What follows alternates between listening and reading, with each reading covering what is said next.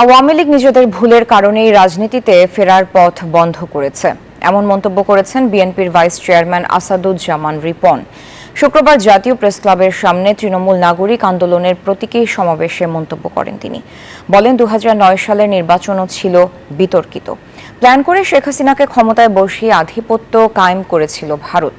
তার অভিযোগ, বিগত 3টি বিতর্কিত নির্বাচনে সহযোগিতা করা আমলারা এখন প্রমোশনের জন্য তদবির করছে।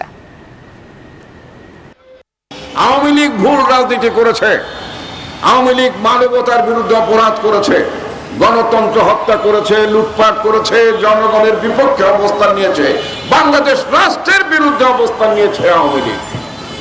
সুতরাং আওয়ামী লীগ অনিবার্যভাবে বিলুপ্তির পথে চলে যাবে। ওটা ইংরেজিতে যেটা বলছিলাম, এক্সটিংশনের পর্যায়ে চলে যাবে।